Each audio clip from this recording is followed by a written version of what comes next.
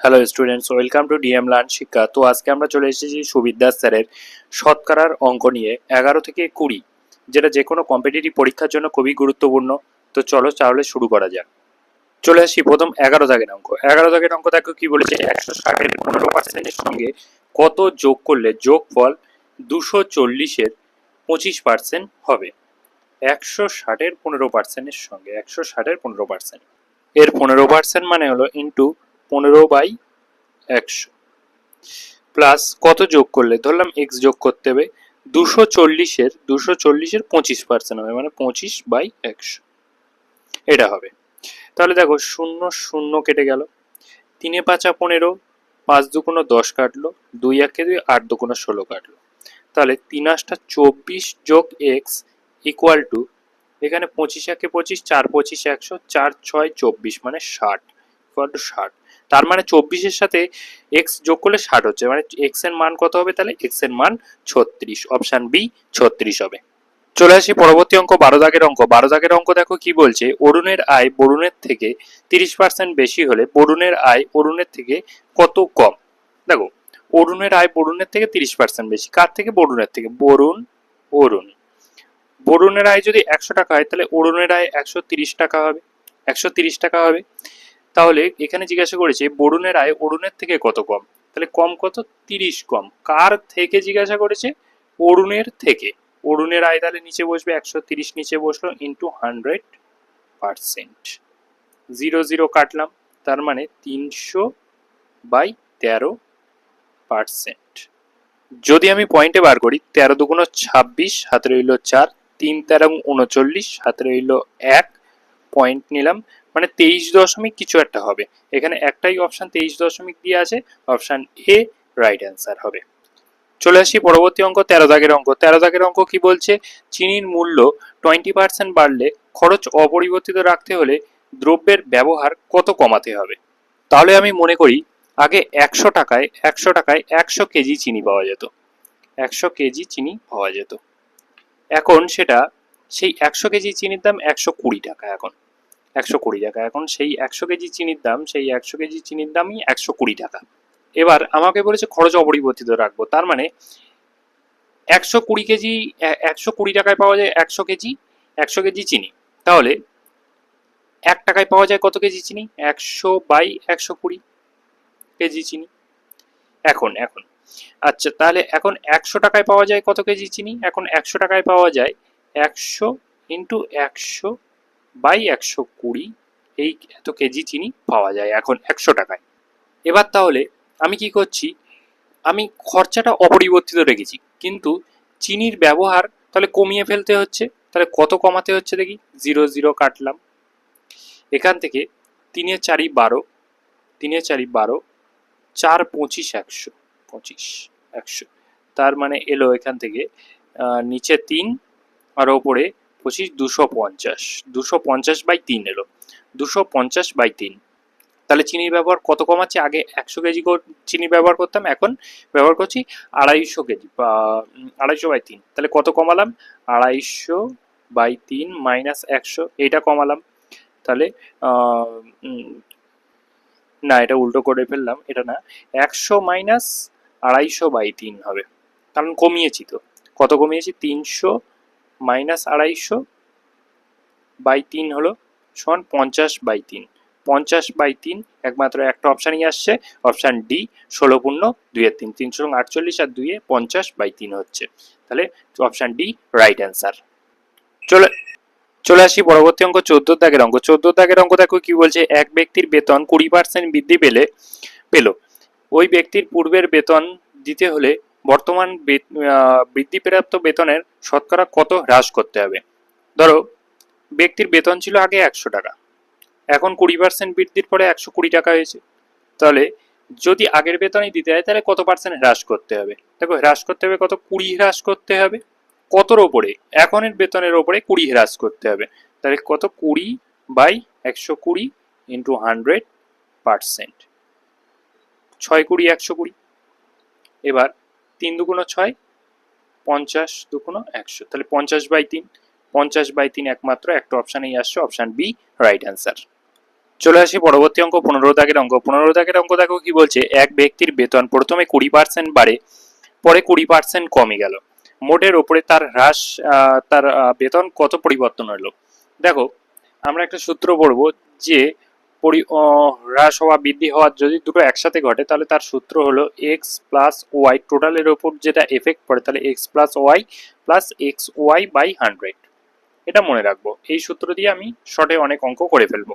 তাহলে দেখো প্রথমে কি হয়েছে, 20% বেড়েছে, 20% বাড়ে তার মানে এক্স মানে কত +20, আর তারপরে 20% কমেছে তার মানে দ্বিতীয় ওয়াই মানে কত -20, হ্রাস মানে মাইনাস দিলাম। এবার তাহলে এই সূত্রে যদি আমি বসাই তাহলে 20 বিয়োগ 20 প্লাস 20 ইন্টু -20 বাই 100। যদি আমি কাটাকুটি করি, কাটাকুটি করলে আচ্ছা এই 20 থেকে 20 যদি বিয়োগ করি 0 হয়, প্লাস 0 0 0 0 কেটে গেল, তাহলে 2 দুগুণ 4 হলো, -4 হলো, তাহলে -4 হচ্ছে, তাহলে কত -4, তার মানে 4% হ্রাস পাচ্ছে। Option C right answer.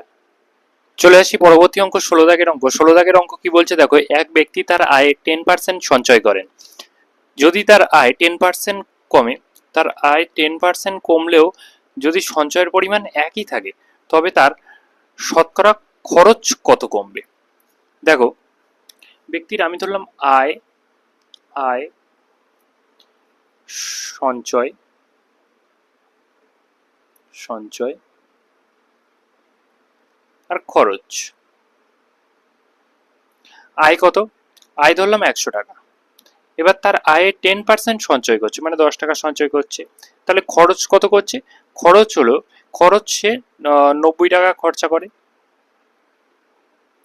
আচ্ছা তারপর বলছে যে তার আয় 10% কমলে, তার আয় যদি 10% কমে, 10% ধরো আয় কমে যাচ্ছে তাহলে 90 হচ্ছে, কিন্তু সঞ্চয়ের পরিমাণ যদি একই থাকে, সঞ্চয়ের পরিমাণ যদি এই 10 টাকাই থাকে, তাহলে তার তার শতকরা খরচ কত কমবে। তাহলে তার এখন খরচ কত হচ্ছে, 80 টাকা খরচ হচ্ছে, তাহলে কত কমছে, 10 টাকা কমছে, 10 টাকা, কিন্তু শতকরায় জিজ্ঞাসা হচ্ছে শতকরা কত কমবে, তাহলে এক 10 বাই প্রথমে যেটা ছিল 90 ইন্টু 100%, 0 0 কেটে গেল, তার মানে 100/9%, 100/9 মানে হলো 11/1/9%, 11/1/9 রাইট অ্যান্সার। চলে আসি পরবর্তী অঙ্ক 17 দাগের অঙ্ক। 17 দাগের অঙ্ক দেখো কি বলছে, কেরোসিনের তেলের মূল্য পর পর দুবার 20% ও 30% বৃদ্ধি হলে মোটের ওপর শতকরা বৃদ্ধি কত। আমি বলেছিলাম সূত্র কি হবে, দুটো পরস্পর হলে x plus y plus x y by 100, এটাই হলো টোটালের ওপর এফেক্ট করবে।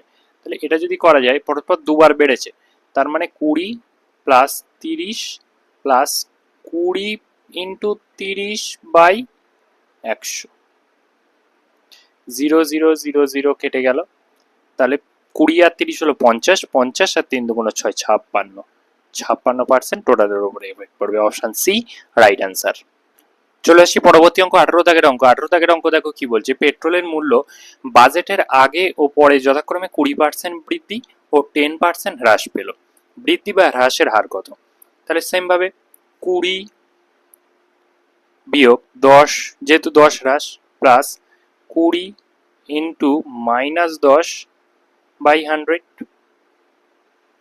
তাহলে 0 0 0 0 কাটলাম, এখান থেকে 20 থেকে 10 বিয়োগ করলে 10 এলো, মাইনাস 2 1 2, তাহলে 8%, 8% কি বৃদ্ধি এলো, বৃদ্ধি প্লাসে এসছে, তাহলে 8% বৃদ্ধি হবে।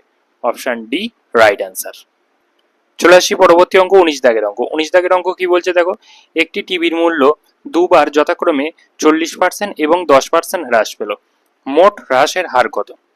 দেখো প্রথমে 40% হ্রাস পাচ্ছে মানে -40, তারপরে আবার 10% হ্রাস পাচ্ছে মানে -10 প্লাস -40 ইন্টু -10 বাই 100, 0 0 0 0 কাটলাম, -40 আর -10 হলো -50, আর এখানে মাইনাসে মাইনাসে প্লাস প্লাস 4, তার মানে -46, তাহলে 46% কি এলো, 46% হ্রাস এলো, হ্রাস 46%, অতএব অপশন সি রাইট অ্যান্সার।